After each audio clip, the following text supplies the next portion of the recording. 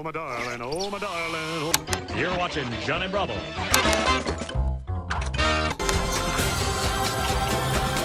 What's the hair?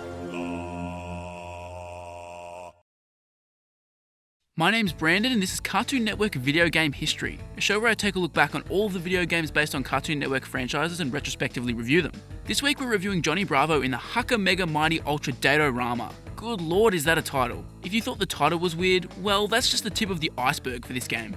Date-O-Rama was the first and only Johnny Bravo game and was released on November 1, 2007 for the PlayStation 2. At least I think this is the correct date for the PS2 release. In general, it is extremely hard to find any decent information on this game, and when it comes to the PS2 version, it might as well not even exist according to the internet. I found a couple of sources citing the November 1st date, so I'm sticking with that. The first weird thing about this game is that apparently it was only released in the UK and Australia. Wikipedia is the only source I have for this, but it would explain why info on the PS2 version barely exists. I'd love for someone from the US to comment whether they owned or even saw this game for sale back in the day. However, if this released information is true, it's absolutely baffling. The next weird thing is the timing of this game's development and release. Johnny Bravo began airing in 1997 and finished its run in 2004. That means this game came out a decade after it debuted and 3 years after it finished. Did they really think Johnny Bravo would still be relevant in 2007? Johnny Bravo is definitely one of the less popular Cartoon Network cartoons from that era, so this is really strange. If I had to guess, I'd say the developers came to Cartoon Network and asked if they could develop a game based on one of their properties, and they were just given this. Speaking of the developers, this game was made by Extra Mile Studios. We haven't encountered them before, and for good reason. Date-O-Rama was just their third ever game. They developed a game based on the fucking Smarties chocolate and Lassie of all things, and would go on to develop Chrysler Classic Racing, Shred It, and Aqua TV, which was actually ported to the Nintendo Switch just last year. Want to know another absolutely bizarre thing about this game? There's a Nintendo DS version. When do you think this version came out? A few months before the console version? A few months after? A year later perhaps? Wrong. It came out damn near 2 years later in June of 2009. Well, technically it came to the UK on February 6th, but that just makes things even weirder. To top things off, I cannot find a single review of this game from the time anywhere. It's genuinely like these games never even existed. This is quite possibly the most bizarre background to any of the games I've reviewed so far. What have I gotten myself into? Hey there, baby. Yeah, whatever. Johnny Bravo Dating Sim. That might sound like some word salad, but I promise you it's a proper description of this game. Well, technically the game is just a minigame compilation, but the window dressing is a dating game show, so it might as well be a dating sim. The game kicks off with sexual pest himself, Johnny Bravo, watching his favourite show, the Hukka Mega Mighty Ultra Date-O-Rama, which is announcing who will get to be the next contestant. Of course, Johnny gets picked and we're off to the game show. Who named this show anyway? Say the name already. Oh, sorry. Johnny Bravo! It's in my name. It's in my name. Oh yeah, it's me, Johnny B. Weirdly, the opening cutscene makes a big deal about his mum, Carl, and little Susie getting to come along too. But outside of his mum scoring some of the games, they aren't really ever featured again. As I said, this is a minigame compilation in the vein of Mario Party. Well, in the vein of Cartoon Network Block Party is a better description based on the game's quality. When you boot up the game, you have a few choices here. Firstly, you can play the main game show in either single player or two player. You also have a quick play option where you can play the minigames individually. You also have 3 difficulty levels to choose from too. Initially, the game starts out quite promising. Instead of getting to choose your playable character like in Mario Party, you get to choose who your opponent is and which girl you're trying to kiss on. You only have 3 options to choose from in each category, but this seems kinda neat to me. For your opponents, you'll choose from Nick Schweitzer, Marty the Party Biggins, and Big Flavor. I wasn't a huge Johnny Bravo fan as a kid, so I thought these guys must be characters who appeared in the show. Turns out they're actually just random creations, so naturally I picked my boy Big Flavor. The same thing goes for the dates. You'll choose between the Treacle Queen of York, Miss Artichoke, and Miss International Car Show, none of whom appeared in the actual show. Naturally, I picked Miss Artichoke. I'm not even a die-hard Johnny Bravo fan, but deciding to not feature known characters here seems like a huge missed opportunity. The perfect time to cash in on Johnny Bravo has passed by at least 3 years, so your audience is probably only huge die-hard fans at this point. Why not go all in on fan service? To be fair to the game, they actually utilise these made-up characters kinda well. Emphasis on the kinda. Your opponents might as well be a cardboard cutout. I picked Big Flavor because I thought he'd be filled with loads of funny quips. Instead, he appears to be incapable of saying anything other than "that's whack." That's whack. Thankfully, your date is much more lively. Miss Artichoke had a lot of unique lines and the writing is genuinely great. My favourite moment in the game came during the Flower Power minigame. Here you have to pick the right flowers for the date, and before the game she describes which ones she likes and doesn't like. She then comes out with this unbelievable line. I don't like flowers that are racist. Racism only separates us as a society. So whenever I see a racist flower, I try and teach it tolerance. It's the right thing to do. It was so out of left field that it popped me hard. There are plenty of these moments sprinkled throughout the game. The opening cutscene is really well written and the game show is hosted by a sentient pair of lips who has quite a lot of stellar one-liners. Unfortunately, Extra Mile Studios didn't go all the way with this idea. The host's lines are extremely limited.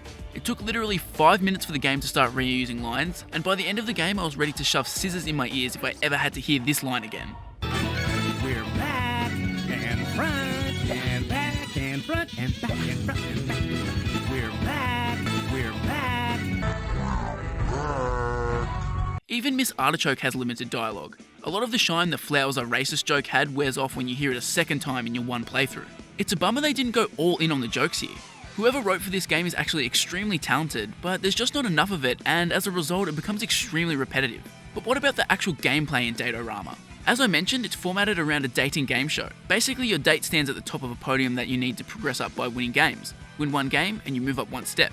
Minigames are chosen at random by a spinning wheel, and it seems like it's slightly rigged here, but in a good way. If it was truly random, you'd have the chance to play the same games over and over again, but here it seems you play through each minigame once before it starts repeating. This is a very welcome quality of life addition, which, much like all of the other positives in this game, is cut off at the knees by a separate design choice. There are only 8 minigames here.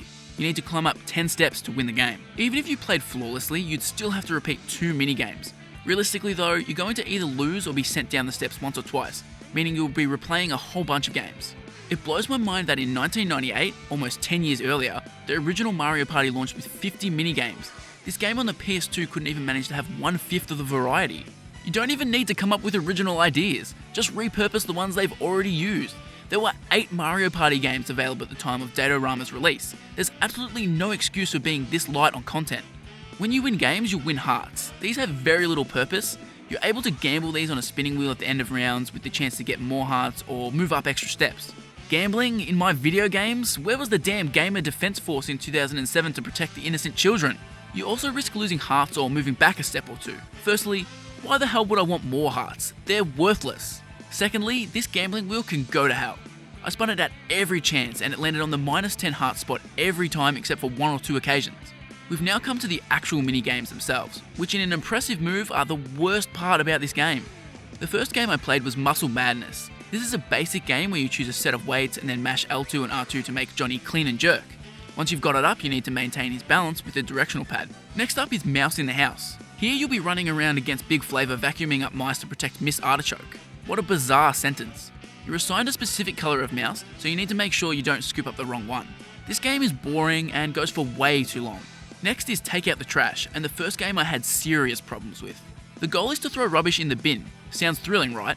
Well, I wouldn't know actually, because despite me following their tutorial to the letter and trying all manner of different things, old Noodle Arm Bravo wouldn't throw the rubbish anywhere near the bins. Cookie Chaos is a slight step up, just for the fact that you ride around on a tiny bike. Here you'll throw cookies towards targets, where you'll score more points the closer you get to the middle. Flower Power was the most promising of all the games. Not only does it have that incredible line from Miss Artichoke, but it generally feels like something you'd play in Mario Party. You're tasked with picking specific flowers, all while avoiding bees and your opponent who's trying to bash you. However, the area is so big that you won't even get near your opponent, so it just becomes a leisurely flower pick. This definitely suffers from featuring just one opponent rather than multiple.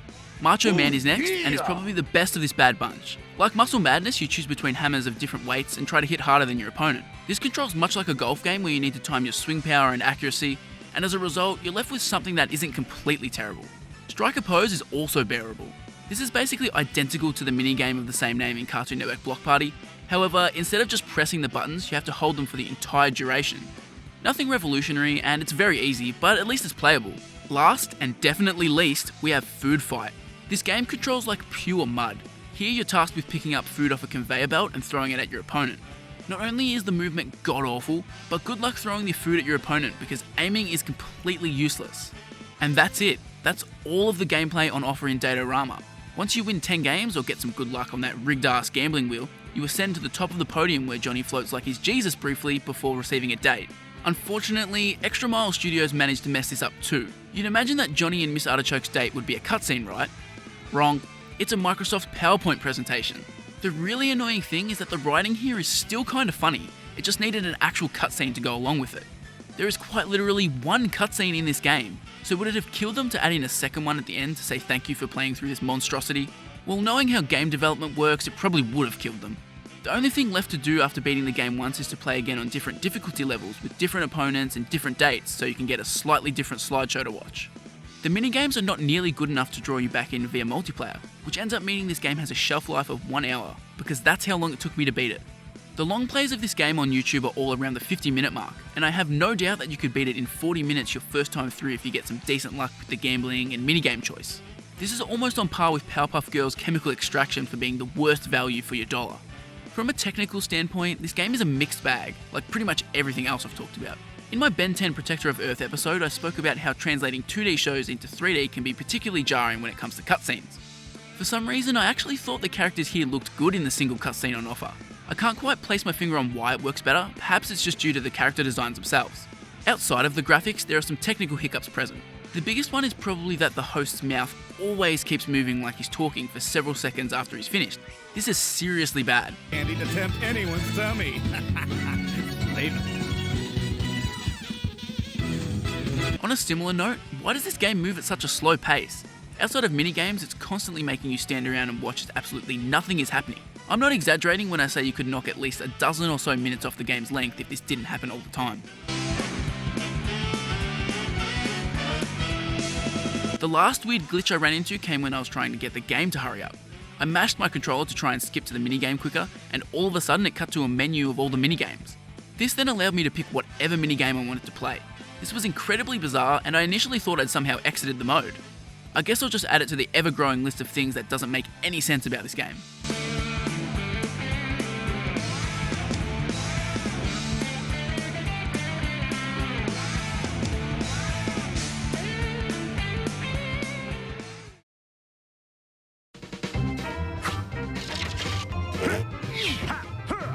Thank you, young man. Don't mention it. Johnny Bravo in the Hukka Mega Mighty Ultra Date-O-Rama is just so damn weird. It had the potential to actually be a hidden gem because the writing is so clever, but they needed to go all in on it to really make it shine. Instead, you're served up a game with a limited amount of dialogue, a limited minigame selection, and not a lot of fun. Almost all of the games here are horrendous, and I just don't know who would be buying this game when Mario Party 8 literally released a few months prior to this. Nobody is looking at Date-O-Rama and saying, yep, this is the minigame collection for me, take a hike Mario Party. I'm just so confused as to who this game is for. It came out several years after the show had ended, meaning the majority of kids didn't care for it anymore, and it presents itself as a dating show game, which is another massive turn-off to kids. It genuinely feels like this was designed for the older crowd that was watching Cartoon Network, which kinda makes sense because I could see the demographic who watched Johnny Bravo being slightly older than the regular audience. It feels like Cartoon Network were on a bit of a kick when it came to throwing older fans a bone at this time, because the Aqua Teen game, which I'm reviewing next week, and the Harvey Birdman game came out in the following few months. This acknowledgement to older fans is kinda cool, but it was never going to result in commercial success, and they don't lean heavily enough into the aspects that can make this a beloved cult classic game. In the end, you're left with a game that is completely confused from top to bottom. You've ultimately failed when the story around your game's development is more interesting than the game itself. Now this can't be good. I think a napkin would have been a better way to go.